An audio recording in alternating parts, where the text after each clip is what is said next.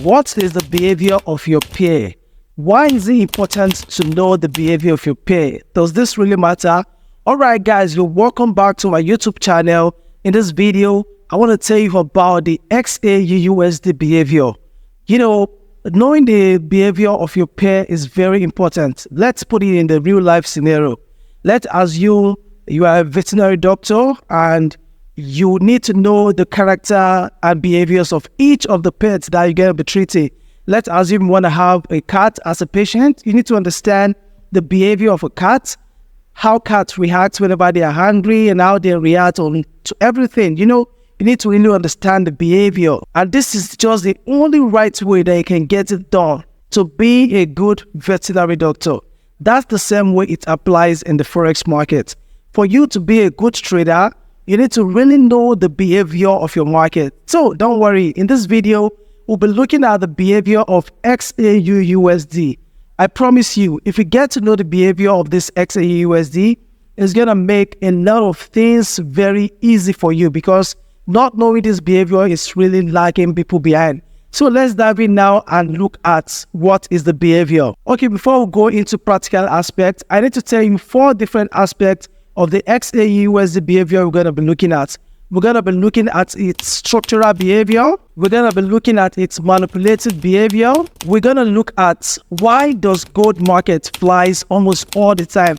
And lastly, which is one of the most important part, is how you get to know if the behavior of XAUUSD has changed and how you can get to follow the behavior. So if you're viewing my video for the first time, consider hitting on that subscribe button and turn on your bell notification so that you can always get notification whenever I post video. But let me tell you the fact, no matter how much videos you watch on YouTube, no matter how many articles or ebooks you've read about forex trading, you need a right coach. You need a mentor to show you how to do it right.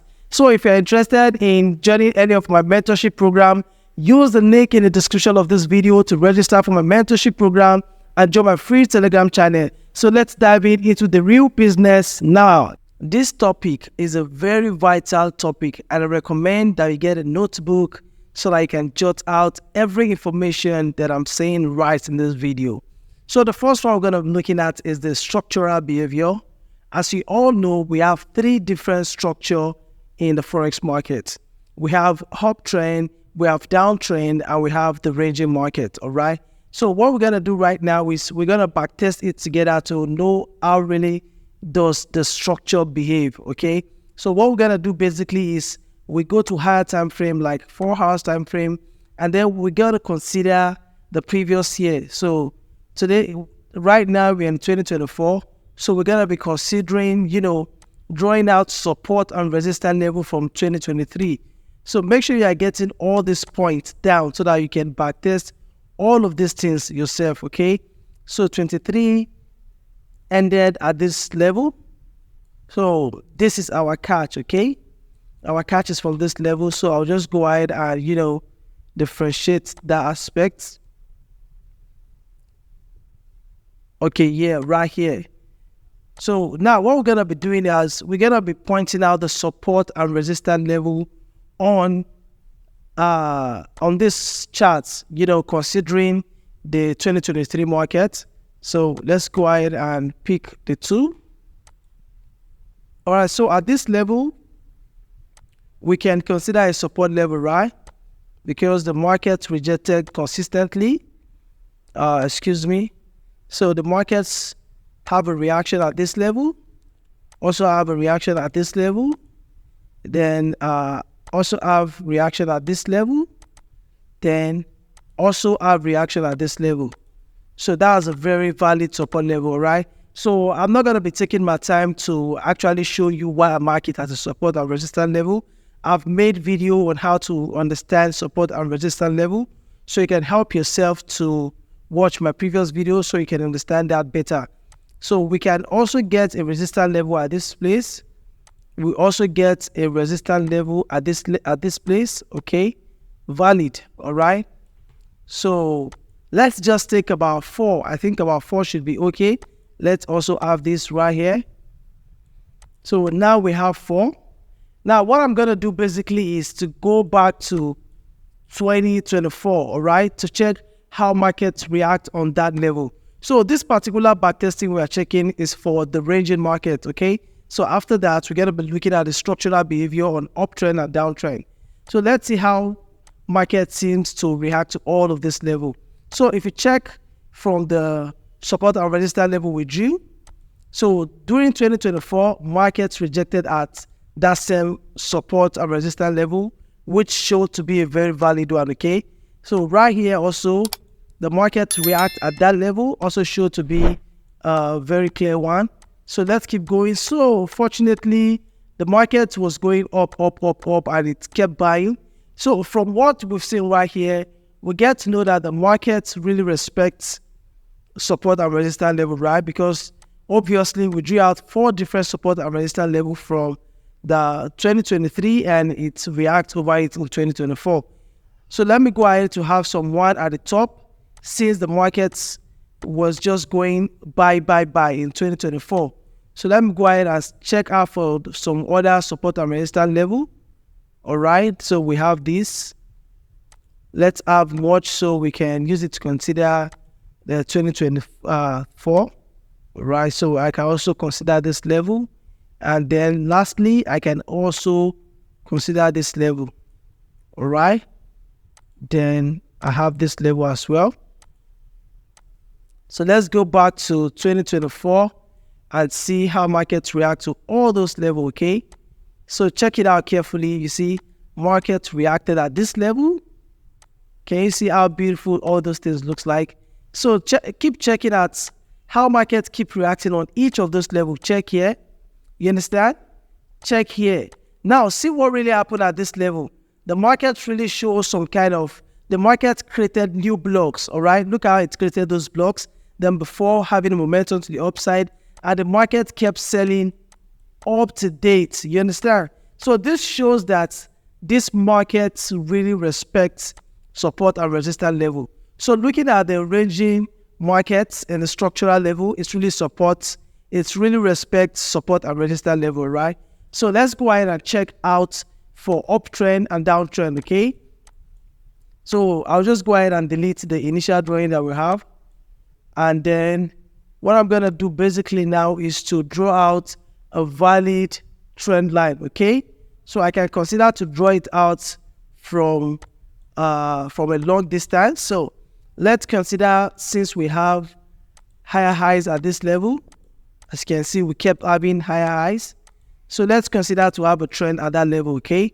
So I'll just go ahead and have a trend up to this level, all right? So let's have it this way, started from here. I kept going all the way up, all right? Now we can draw this up to this level, okay?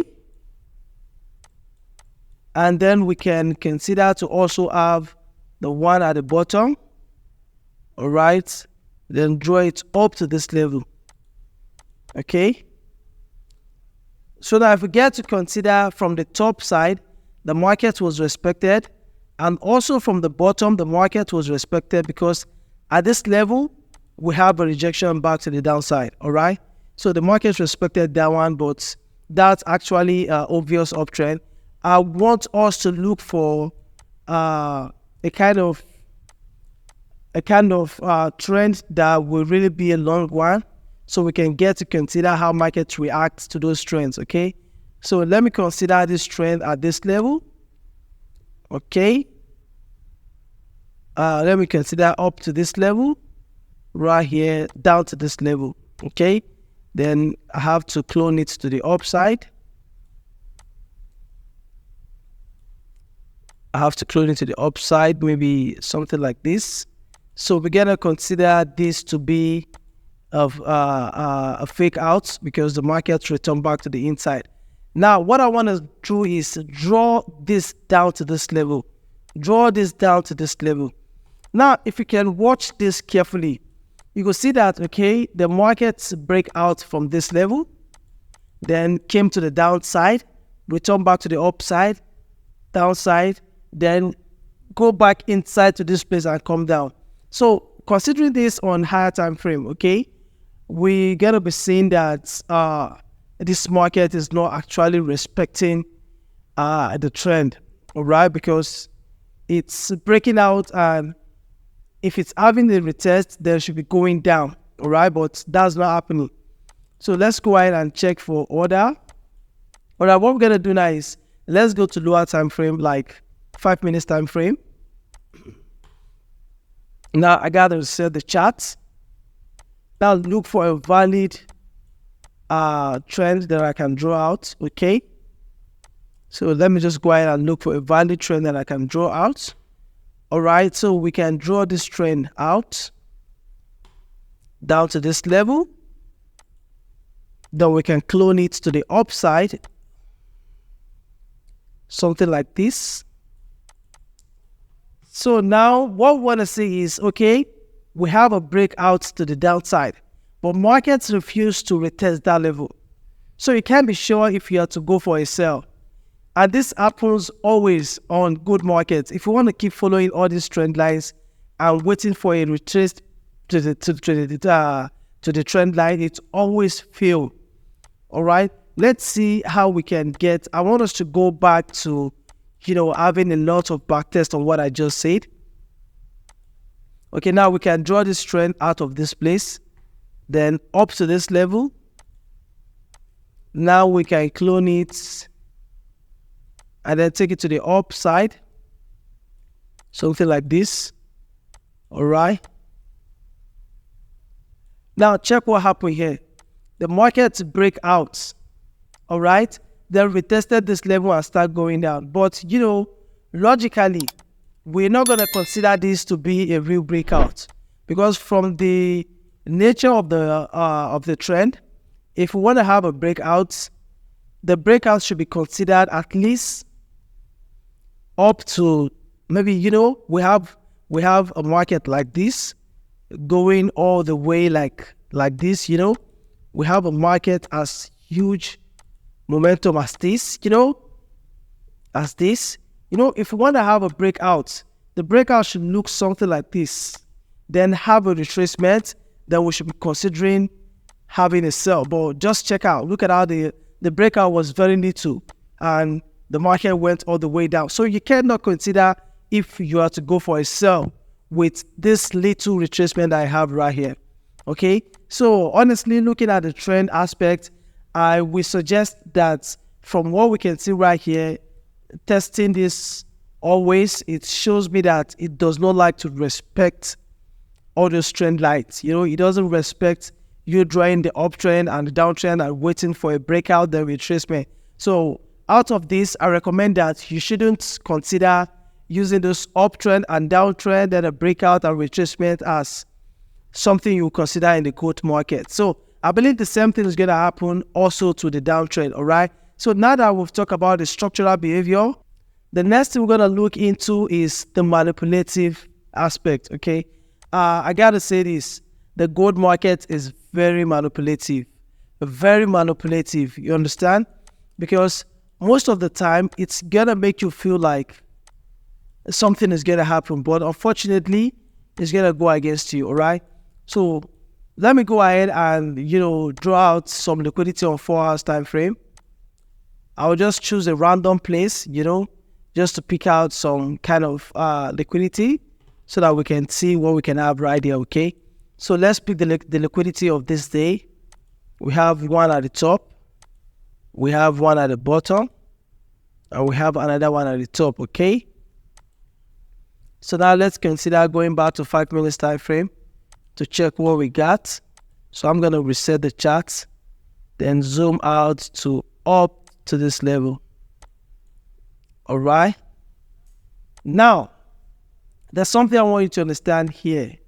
Okay, what happened right here is this was the previous day, right? Now this was the previous day's liquidity. This line, and this line, those are the previous day's liquidity. All right, so the next thing now is we are in the next day. Okay, now watch out what happened carefully here. Okay, the market shows like it's want to go up. Okay, anyway, we're going to consider this level as a range market. All right, but let's check what happened. the market came all the way down, all right, breaking this liquidity right here. So logically, we should know that it's going for this liquidity, and actually that happened, okay? So we're gonna be testing like 3 different days to check how manipulative gold could be if you're doing the right thing, okay? So it has broken this liquidity and it went for the down liquidity.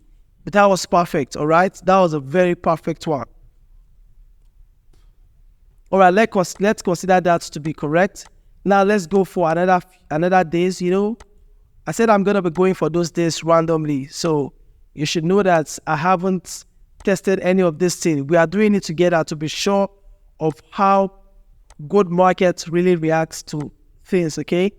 So let's draw the liquidity of this day, which was Friday 26th.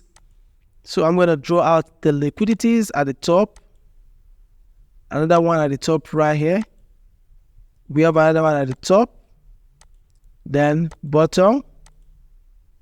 And then bottom right here. So right now, we are looking at this level. So let me go back to 5 minutes time frame. All right, so I'm just going to zoom out all of this so that I want to see the day that I drew out this liquidity so that we can use it to confirm what we want to see. So the liquidity I drew was for this day, all right? So we're going to be putting our eyes close to the next day, which is this day right here, okay? So let's go ahead and check what happened, all right? So the market came all the way down to this level, break down liquidity, and went for the down liquidity. Very nice, okay? Then later on, the market went back to test this liquidity and break it to the upside. Then it went for this liquidity. Very nice one, right? So if you keep checking, the market is respecting those liquidity. So when it comes to the manipulative aspect, I know gold might be very manipulative, you know. Gold can be manipulative, but this doesn't happen all the time. So that is why we're going to be relating this to the last thing we're supposed to be looking at. We're supposed to be looking at the manipulative aspect. That's supposed to be the last part of this video, right? We're going to be compounding it together with the manipulative aspect because it is really important to really understand that the gold market changes. So you need to know when the gold market changes and how you should follow it, okay? Now, if you check this day, all right, this day right here, the gold market respected all of the liquidity. So that was Monday. So I promise you, if you keep checking for the next day throughout that week, it's going to keep respecting those things, all right? So whenever Monday starts in a manipulative manner, you should know that for the rest of the week, the market is just going to be manipulative. When you say buy, the market is going to go sell. When it says sell, the market is going to go buy. So if you're doing what you're supposed to do right, and on Monday, Tuesday, consecutively, you are getting the market wrong, you should look out that the market has changed its behavior. So it's one to move from respecting those liquidity, those support and resistance level, your trend line, your fair value gap, to not respecting it, okay? So you need to be able to follow that. If it doesn't respect it, then get ready to trade inverse. Wherever you see a buy, according to your analysis, then you should sell. So this happens always in the gold market. Now, the last thing we're going to be looking at is why gold market flies all the time. So this is not something I'm going to be explaining in the market. But if you look carefully, over time, gold market has been flying, has been going all the way up over time. All right? So this is just a very simple explanation. Whenever there is a war, like a war affecting maybe internationally, maybe 2 countries threatening themselves for war, or war is about to occur, or there's a war, the safest way to save your money is by purchasing gold. So people believe in purchasing gold. So the purchase power of gold is what is really affecting the market. So at that time where there's a war in the market, people are purchasing gold like real time. You understand? So people want to get their assets in gold. They want to sell their property and get it in gold because gold is always going to be appreciating, you know, and their property can just get burnt and, you know, anything can happen to their property. So they prefer to buy gold. So whenever there's a war, people buy gold, and that's what really triggers gold markets to go buy, and that's what makes it fly. So logically, I know watching this video it seems very hard for you because this is a very long video, but I took my time to make you understand how really gold behave. You know, XAUUSD behaves so crazily. So we've looked at how it behaves here. Now what I want you to do is to go right there, sit on your system, backtest all of this things that we just talked about. Look at how gold reacts, you know, on the ranging level, considering your support and resistance level, all right? Look at how gold reacts on a trend market, considering your uptrend and downtrend, all right? Then look at when gold is manipulative, where it doesn't respect your strategy, your analysis. You should know for that week it's going to be manipulative. And I'm very sure you now understand why gold market flies. So make sure you hit right on that subscribe button and turn on your bell notification so you can always get notified whenever I post new videos. Thank you guys for watching. See you in my next video.